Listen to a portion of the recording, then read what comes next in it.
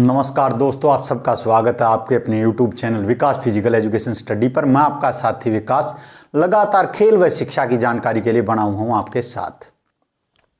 तो दोस्तों, हम कर रहे हैं क्या भाई, प्रशिक्षण की विधियाँ। हमारा जो स्पोर्ट्स ट्रेनिंग मेथड का जो चैप्टर चल रहा है उसी में अगला वीडियो है ये। वो जिंदगी ही क्या है जिसमें दिल को जवानी न मिले, वो जिंदगी ही क्या है जिसमें दिल को जवानी न मिले, वो पेड़ कैसे हराओ जिसको पानी न मिले, वो कितने अश्कों को हंसी में छुपाता होगा जिसके चेहरे पर गम की निशानी न मिले। चलिए दोस्तों, आज करते हैं प्रशिक्षण की विधियां भाग 4। प्रशिक्षण आपको बता भाई कैसा होना चाहिए। प्रशिक्षण व्यवस्थित व वैज्ञानिक सिद्धांतों पर होना चाहिए भाई, वैज्ञानिक सिद्धांतों पर। किस पर होना चाहिए भाई? व्यवस्थित होना चाहिए प्रशिक्षण और वैज्ञानिक सिद्धांतों पर होना चाहिए। तो प्रशिक्षण के कुछ सिद्धांत बताता हूं, जैसे ओवरलोड का सिद्धांत है भाई। ओवरलोड क्या है भाई? व्यायाम की मात्रा, डेंसिटी बढ़ाना, व्यायाम की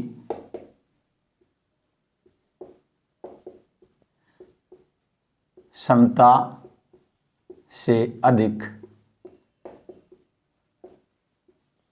व्यायाम का क्षमता से अधिक, जो व्यायाम की क्षमता से अधिक डेंसिटी कह लो भाई, लोड कह लो, व्यायाम की क्षमता से अधिक लोड क्या है भाई? ओवरलोड है। आप जैसे 25 स्प्रिंट लगा रहे हो भाई, बीच में 1 मिनट का अगर ब्रेक कर रहे हो, उसके बाद आपने 30 सेकंड का कर दिया। जैसे आप उठा रहे हो भाई 90 किलो की बेंच प्रेस लगा रहे हो, आगे आपने 95 कर दिया, आप फिर भी जबरदस्ती से कर रहे हैं, तो उसका क्या फायदा होगा ओवरलोड का? ओवरलोड से क्या होगा भाई?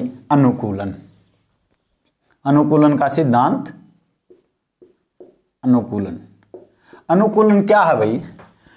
लगातार अभ्यास करने से शरीर में जो अभ्यस्तता आती है, या लगातार अभ्यास करने से शरीर में जो अभ्यस्तता आती है उसे अनुकूलन का सिद्धांत कहते हैं। ओवरलोड करेंगे तो हम ओवरलोड से हमारी जो ताकत है वो भी बढ़ेगी और हमारे खेल प्रदर्शन में सुधार होगा। हाँ, आगे है भाई प्रगतिशील सिद्धांत। प्रगतिशील या प्रगति का, प्रोग्रेशन का लगा लो, प्रगतिशील सिद्धांत। इससे क्या होगा भाई? आपके खेल प्रदर्शन में सुधार होगा। उसके आगे है भाई विशिष्टता का। विशिष्ट गेमों के लिए विशिष्टता का सिद्धांत, अलग अलग ये सिद्धांत हैं भाई। जैसे ओवरलोड से क्या होगा? ओवरलोड से आपके बॉडी का जो अनुकूलन, एडेप्टेशन कहते हैं शायद इंग्लिश में, तो वो अनुकूलन बढ़ जाएगा। ओवरलोड क्या भाई? व्यायाम की क्षमता से अधिक लोड। भाई अब मैं डंड लगा रहा हूं 50, तो मैंने डंड लगानी शुरू कर दी 60, मेरी क्षमता 50 तक, तो ये क्या है? ओवरलोड है। उससे क्या होगा? अनुकूलन से लगातार अभ्यास करने से शरीर में जो अभ्यस्तता आती है उसे अनुकूलन कहते हैं, और अनुकूलन से आपके खेल में प्रगति होगी, खेल प्रदर्शन में प्रोग्रेशन होगी। और विशिष्टता, स्पेसिफिक, अलग गेम के लिए अलग ही ट्रेनिंग, और उस अलग ही ट्रेनिंग करना और उसी गेम में महारत हासिल करना, यह विशिष्टता का। आगे चलते हैं दोस्तों भाई। अब हैं प्रशिक्षण चक्र हैं भाई। एक है भाई वैचारिक प्रशिक्षण चक्र, कॉन्सेप्चुअल है जो वैचारिक प्रशिक्षण चक्र, जो दीर्घ अवधि के प्रशिक्षण चक्र हैं। उसमें आपने पहले भी पढ़ा होगा माइक्रो, मेजो और भाई मैक्रो। मैक्रो है वृद्ध और माइक्रो है सूक्ष्म और मेसो है मध्यावधि प्रशिक्षण, आपको याद रखना है। तो भाई ये आया भी है। चलो पहले करते हैं माइक्रो साइकिल।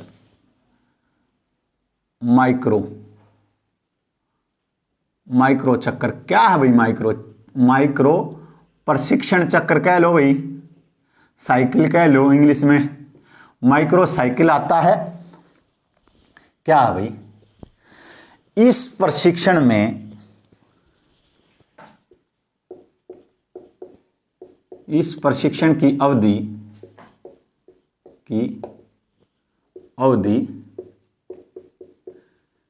7 से 10 दिन है भाई, 7 से 10 दिन या 2 सप्ताह तक, 2 सप्ताह तक भी कहीं आपको मिलेगा, 2 सप्ताह तक। यह लघु अवधि प्रशिक्षण चक्कर है भाई। यह कैसा प्रशिक्षण चक्कर है? लघु अवधि। यह लघु अवधि प्रशिक्षण चक्र है, आपको याद रखना पड़ेगा। यह कैसा चक्र है?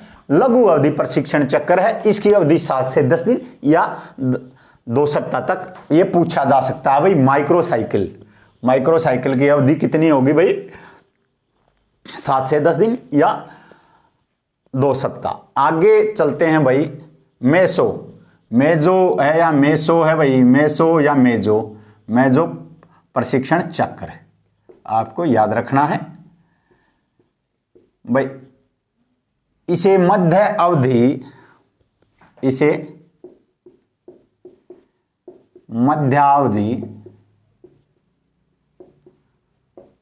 प्रशिक्षण चक्र कहते हैं भाई, प्रशिक्षण चक्र कहते हैं। इसका जो काल है, इसका टाइम ड्यूरेशन है, इसकी टाइम ड्यूरेशन कितनी होगी? इसका टाइम क्या होता है भाई? 2 सप्ताह से 10 दिन से या 1 सप्ताह से भाई 4 से 6 सप्ताह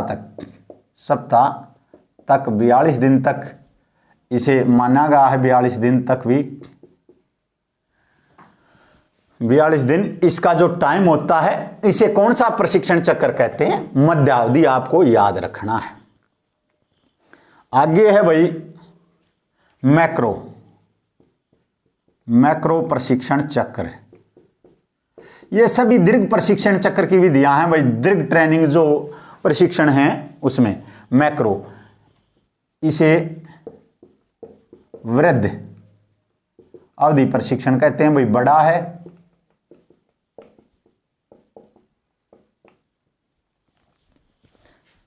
आगे है भाई, इसका जो टाइम पीरियड है वो 6 सप्ताह से 9 से 12 महीने या इससे अधिक आपको याद रखना है कि भाई जो मैक्रो प्रशिक्षण चक्र है वो 6 सप्ताह से 9 से 12 महीने या इससे अधिक दिन। ये होगा भाई सूक्ष्म, ये होगा मध्य और ये होगा वृद्ध। आपको याद रखना, इसका टाइम है 7 से 10 दिन या 2 सप्ताह तक। इसे ये लघु है भाई, इसका है 4 से 6 सप्ताह यानी 42 दिन तक। इसका 6 सप्ताह से 9 से 12 महीने या इससे अधिक। आगे चलते हैं दोस्तों भाई। एक है मनोवैज्ञानिक प्रशिक्षण चक्र, कॉन्सेप्चुअल है और कुछ है इसमें। ये मनोवैज्ञानिक रूप से तैयार होना ही इसमें आता है। ये 3 प्रशिक्षण चक्र मैंने आपको बता दी। अब भाई इनमें भी प्रशिक्षण काल में अलग अलग प्रकार से तैयारी की जाती है, वो भी मैं आपको बताता हूँ भाई। कंपटीशन टाइम में कैसे ट्रेनिंग की जाती है भाई? प्रतियोगिता समय में कैसी ट्रेनिंग होनी चाहिए, और भाई संक्रमण काल में कैसी होनी चाहिए, और प्रारंभिक काल में कैसी होनी चाहिए। तो दोस्तों भाई प्रारंभिक काल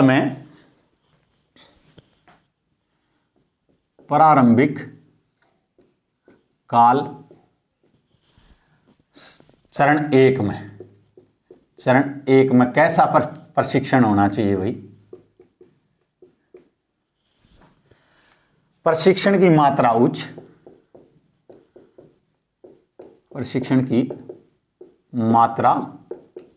उच्च, व तीव्रता अधिक। प्रारंभिक चरण काल 2 में भाई प्रारंभिक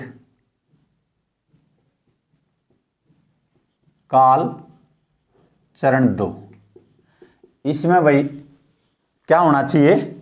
प्रशिक्षण की तीव्रता बहुत उच्च, प्रशिक्षण की तीव्रता बहुत उच्च और मात्रा अधिक हुई।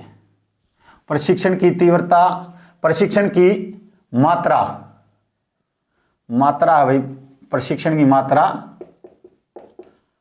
बहुत उच्च और तीव्रता भी उच्च। संक्रमण काल में भाई, संक्रमण काल में क्या होना चाहिए? प्रशिक्षण की संक्रमण काल में भाई प्रशिक्षण की मात्रा भी कम और तीव्रता भी कम। प्रशिक्षण की मात्रा कम और प्रशिक्षण की तीव्रता भी कम। अब आते हैं भाई कंपटीशन काल में, प्रतियोगिता समय या कंपटीशन टाइम में, प्रतियोगिता समय, प्रतियोगिता समय में, काल में, प्रतियोगिता काल में कैसा होना चाहिए प्रशिक्षण भाई? प्रशिक्षण की मात्रा कम, प्रशिक्षण की मात्रा कम, तीव्रता अधिक। जैसे आप रेसलिंग से ही उठा लीजिए, समझाने के लिए मैं बताता हूं।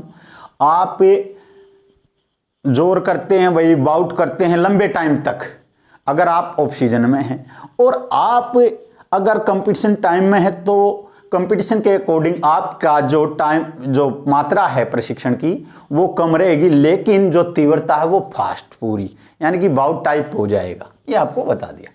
तो दोस्तों ये इस प्रकार से था आपके ये प्रशिक्षण का जो चरण थे, इनमें कैसे कैसे ट्रेनिंग करनी चाहिए, और आपको माइक्रो, मेसो और मैक्रो के बारे में मैंने आपको बता दिया। अब थोड़ा सा बताता हूं भाई, कुछ क्वेश्चन आ जाते हैं, थोड़ा 2-4 मिनट में वही भी बता देता हूं कि आपको किस प्रशिक्षण से क्या क्या बढ़ता है, ये भी बता दूंगा भाई।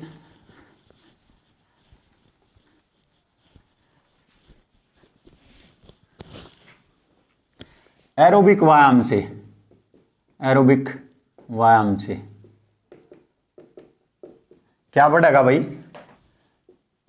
सहन शक्ति व भाई रक्त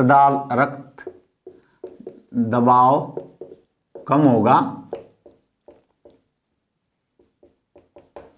वह एक बार हार्ट की जो हार्ट की कार्य क्षमता है वो बढ़ जाएगी, हार्ट का कार्डिक आउटपुट बढ़ेगा, कार्डिक आउटपुट बढ़ेगा,